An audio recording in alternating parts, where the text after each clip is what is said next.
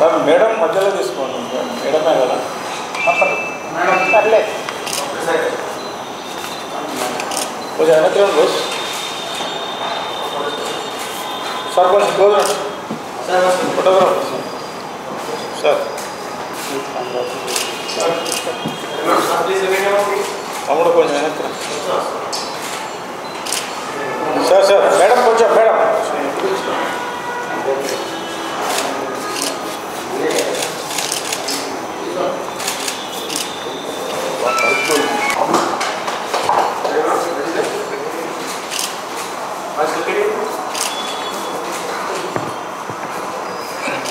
వేదికను అలంకరించిన ముఖ్య అతిథి ఆశీష్ పిట్టి గారికి,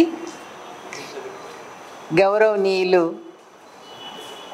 శ్రీ శివనాగేశ్వరరావు గారికి, గౌరవనీయులు డాక్టర్ చెన్నయ్య గారికి,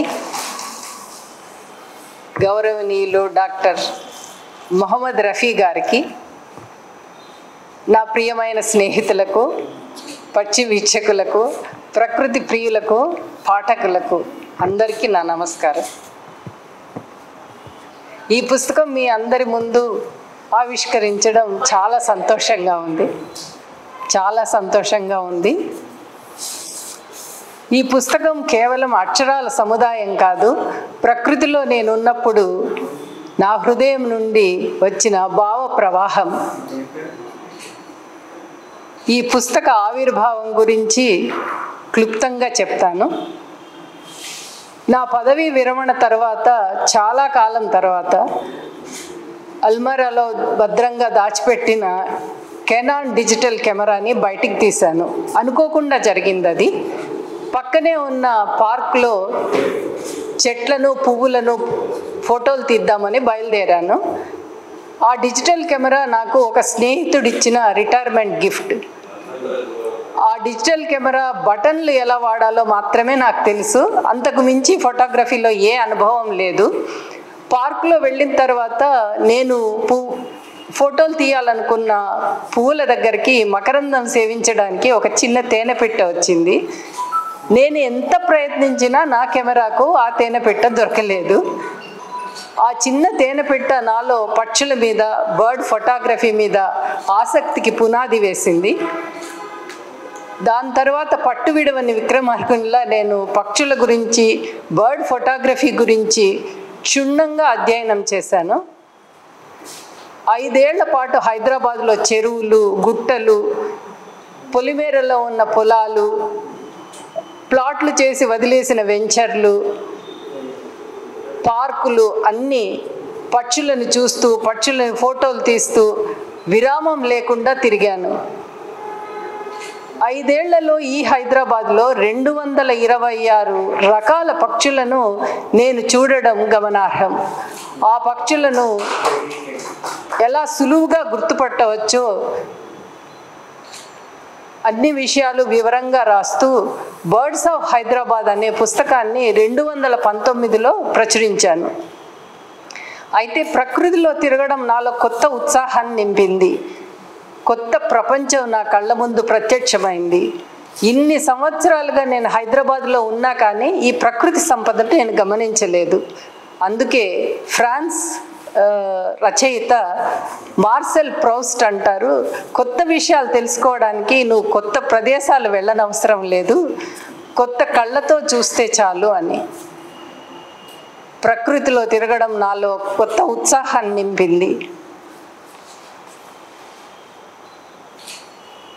ప్రకృతిలో ఉన్నప్పుడు మనల్ని మనమే మర్చిపోతాం. ఆ విషయమే ఈ పుస్తకంలో చాలా వరకు రాశాను నేను.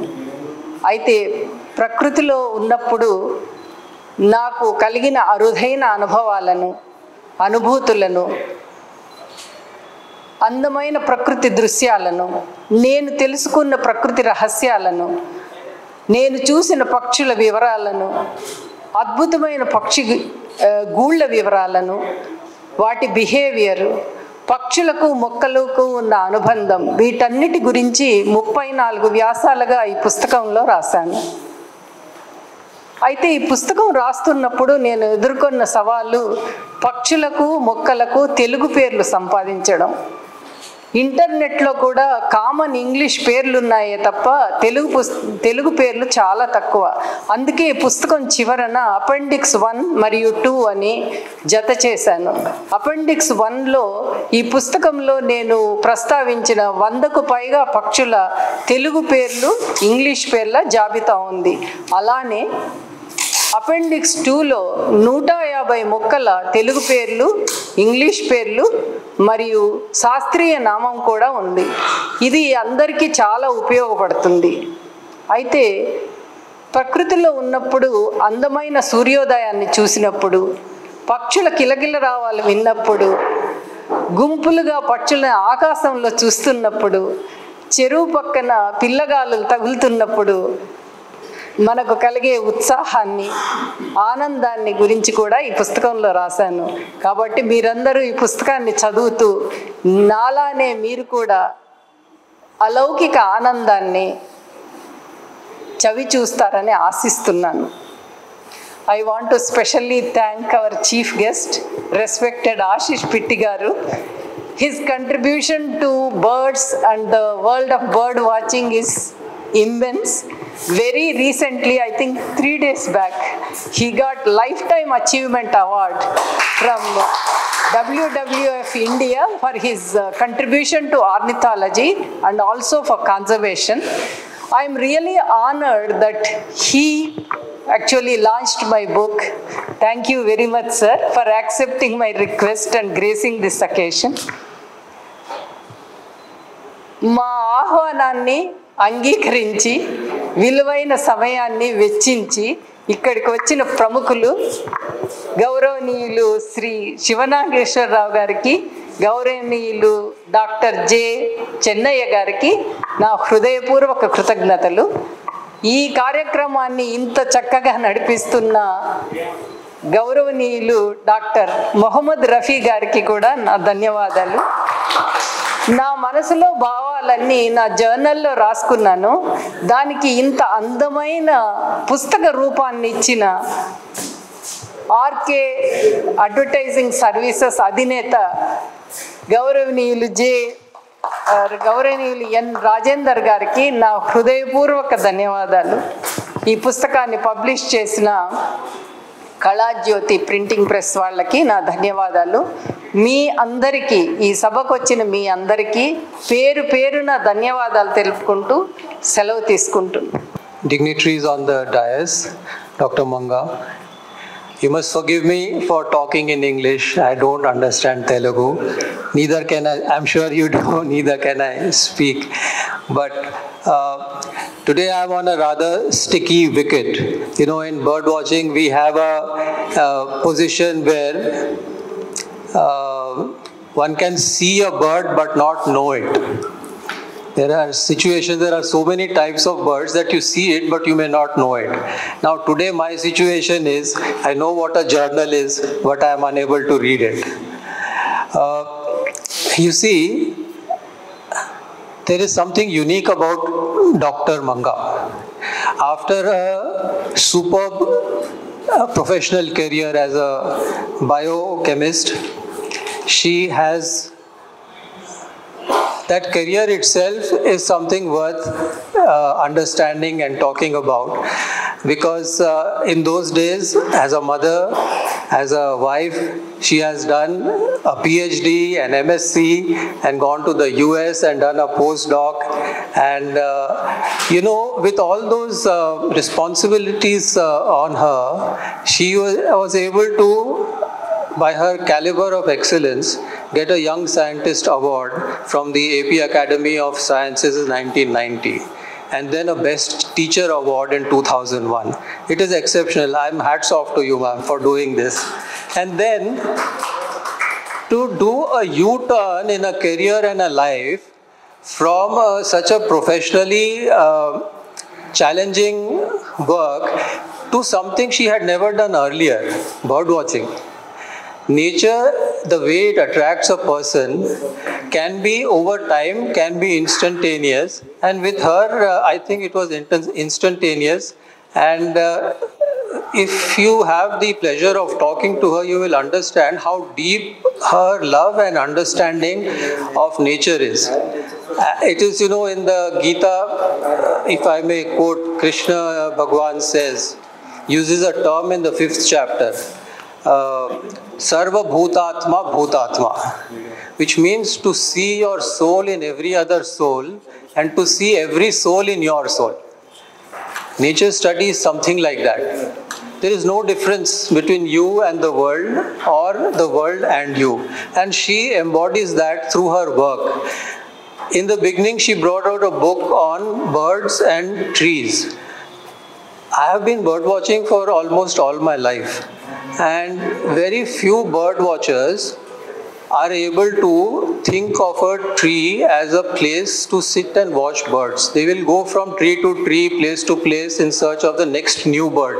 Not Mrs. Manga. She sat on a tree, she said, okay, this is a people, let me study all the birds and photograph all the birds that come on the people or on the flame of the forest. And that book is an exceptional book. After that, she didn't rest.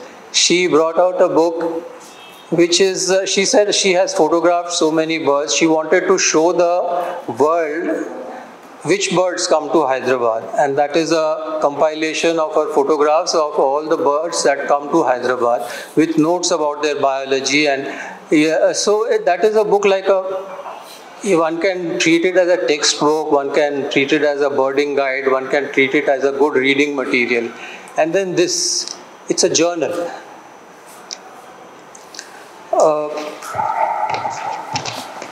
Journals, when we try to go beyond what is human, we get into music, we get into art. Journaling itself is a part of art. It's different from a diary. In a diary, you may write down, I went to school, I drank milk, or I had bread, or whatever. My father scolded me. But in a journal, you speak to yourself. And it is ruminative, it is introspective, it is philosophical, it is your joy, it is your sorrows, which you don't share with anybody. You are doing it yourself, but you are sharing it in a very philosophical world with the world that you want to people and you want to be part of. It need not be spoken to anybody. That journal is your friend, that journal is your bird, that journal is the tree you are seeing. And to do a journal is something amazing, and I thank you for doing this. I am sure it is a wonderful work, and I think it will be a great service if it is translated into English, and I urge you to do that. And I congratulate you on this wonderful journey of yours, on this wonderful ability to change your character, change your career from a professional to one where a hobby or a love for something is taken up and taken as a challenge or taken as a pleasure, and really go deep into it. In India, at least, hobbies are not popular.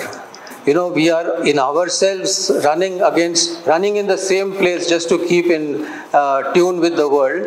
But after retirement, to take up a hobby is extremely rare in India. You may have done it, we may do it in our college or in school, stamps or whatever, drawing, etc. But after retirement, the TV is your hobby, sitting with chai with friends is your hobby, not even going out for a walk.